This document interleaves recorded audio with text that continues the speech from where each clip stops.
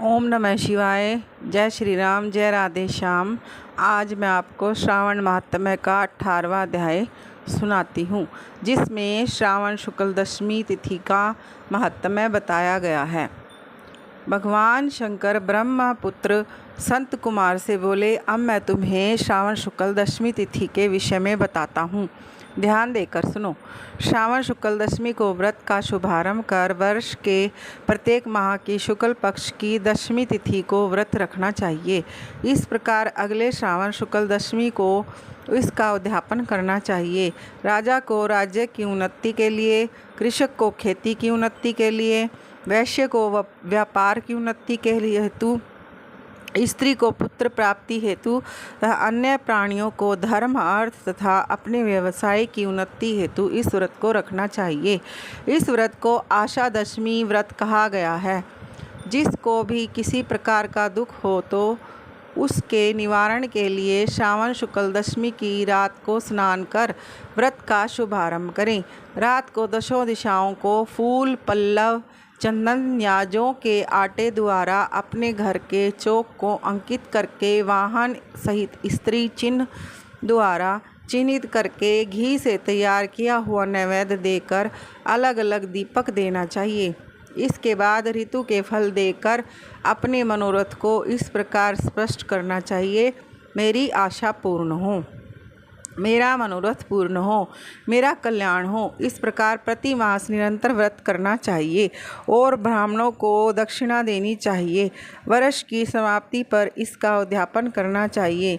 सोने चांदी की 10 दिशा रूप देवताओं की प्रतिमा बनवाकर अपने सगे संबंधियों के साथ स्नान आदि करके अपने घर के आंगन में भक्ति भाव से दिशाओं का क्रमशः आवाहन, स्थापन तथा पूजा करनी चाहिए।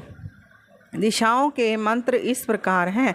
इंद्री दिशा, इस दिशा रूप देवता सुर तथा असुर नमस्कृत इस संसार का स्वामी इंद्र आपके पास निवास करता है, आपको नमस्कार करता हूँ।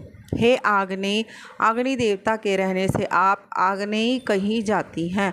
आप तेज रूपी पराशक्ति हैं, अतः हे आग्नेयी आप मेरे लिए वरदायिनी हो। हे याम्ये, धर्मराज आपके सहारे इस सारे संसार को चलाते हैं, इसलिए आपको संयमनी कहती हैं। हे संयमनी, आप मेरे लिए उत्तम कार्य प्रदान करने वाली हैं। हे आशे, हाथों में खड्ग लिए अत्यंत विकराल रूप मृत्युदेव नैऋत्य स्थान में आपके पास निवास करते हैं, अतः आप नृत्य रूपा हैं। आप मेरी आशाओं को पूर्ण करें। हे वारुणी, भुवन के आधार तथा जल जंतु के अधिपति वरुण देव का निवास आप में है। हे वारुणी, आप मेरे और धर्म के कार्य के लिए तत्पर हो। हे वायव्ये, संसार के आदि कारक प्राण रूप वायुदेव से आप अधिष्ठित हैं, इसलिए आप मेरे आंगन में प्रतिदिन शांति बनाए रखें। हे कुबेरी, आप उत्तर दिशा में निवास करती हैं। कुबेर देव का निवास आप में ही है, इसलिए आप मेरे मनोरथों को पूर्ण करें। हे ईशानी, आप जगदीश शंभु से अलंकृत हैं। हे देवी, मेरे मनवांछित कार्यों को परिपूर्ण करें। आपको नमस्कार है, नमस्कार है। सारे विश्व के ऊपर निवास करने वाली सदैव कल्याणदात्री सनक नंदन, सनातन और संत कुमार आदि मुनियों के साथ रहने वाली आप सदा मेरी रक्षा करें, मेरी रक्षा करें। सब नक्षत्र ग्रह तारागण, नक्षत्र माता, भूत प्रेत, विनायक तथा भक्ति युक्त मन से जिन देवी देवताओं का मैंने पूजन किया है, वे सब मुझे अभिष्ट सिद्धियां देने वाले हों। सर्प तथा नेवले से नीचे के लोक में आप सेवित हैं, अतः आप मेरे ऊपर नाग तथा नाग कन्याओं के साथ प्रसन्न हों। उपरोक्त मंत्रों को बोलकर पुष्प धूप आदि द्वारा अर्चन करके अलंकार, वस्त्र और फल निवेदन करने चाहिए। रात को जागरण करना चाहिए। प्रातःकाल दोबारा प्रतिमा की पूजा करके उसे ब्राह्मण को दे देना चाहिए। इस विधान द्वारा अर्चन तथा समापन कर प्रणाम करना चाहिए। फिर मित्रों तथा बंधु बांधवों सहित भोजन करना चाहिए।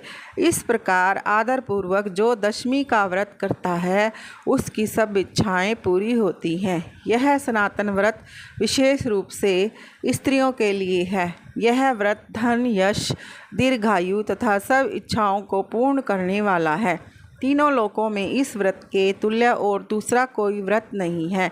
यह व्रत मोक्ष प्रदान करने वाला है। इस व्रत के तुल्य न कोई व्रत आज तक हुआ है और न आगे होगा। ये था श्रावण महात्म्य का 18वां अध्याय। ओम नमः शिवाय। जय श्री राम, जय राधे श्याम।